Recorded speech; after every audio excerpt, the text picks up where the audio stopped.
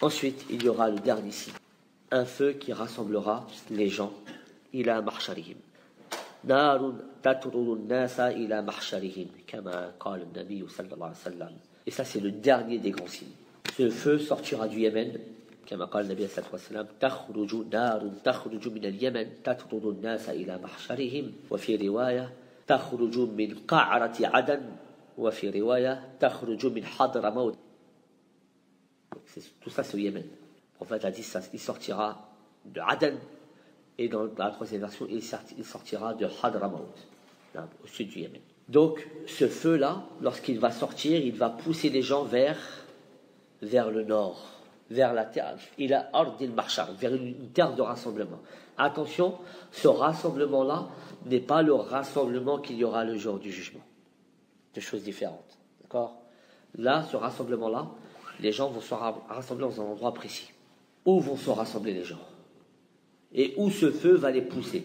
Il les poussera dans la terre du Shem, la Palestine, la Jordanie, une partie de l'Irak, la partie ouest de l'Irak, la Syrie, le Liban. Ça, c'est le Shem. Donc, le prophète a dit à cette wassalam, concernant les gens qui sortiront, il a décrit ces gens-là. Et ça, bien sûr, à ce moment-là, il n'y aura plus de croyants. Les croyants sont déjà partis. Les gens seront de trois sortes, comme a dit le prophète.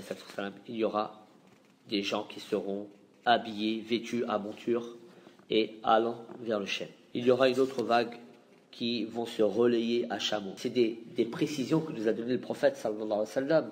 Elles paraissent comme ça, on va dire, pas inutiles, mais elles paraissent comme ça secondaires. Mais elles nous prouvent quoi ? Que le prophète sallallahu alayhi wa sallam voyait en face de lui toutes ces choses-là dans les moindres détails.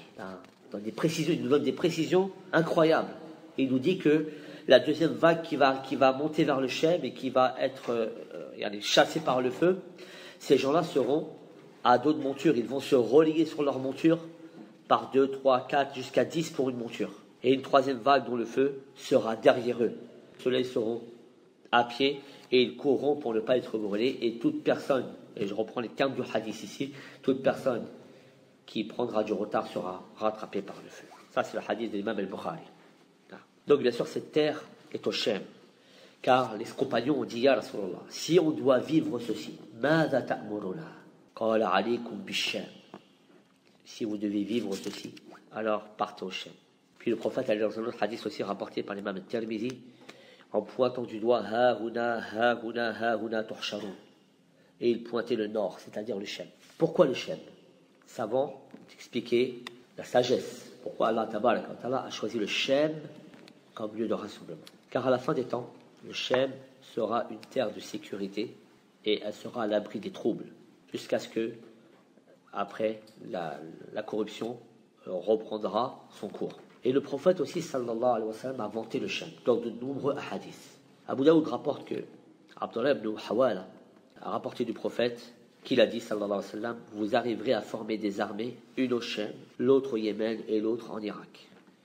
Alors, Ibn Hawala a dit, choisis pour moi, ô envoyé, de laquelle je dois faire partie, si je dois être présent. Et le prophète a répondu, celle du Shem, c'est la meilleure terre d'Allah, et s'y refuge les meilleurs de ses serviteurs. Si vous refusez le Shem, alors prenez le Yémen. Et le prophète a dit, sallallahu alayhi wa sallam, Allahumma barik lana fi Shamina, Allahumma barik lana fi Yamanina. Oh Allah, donne tes bénédictions sur le Shem, et donne tes bénédictions sur le Yémen. Hadith rapporté par Al-Bukhari. Voilà le dernier signe parmi les 10 grands signes de l'heure.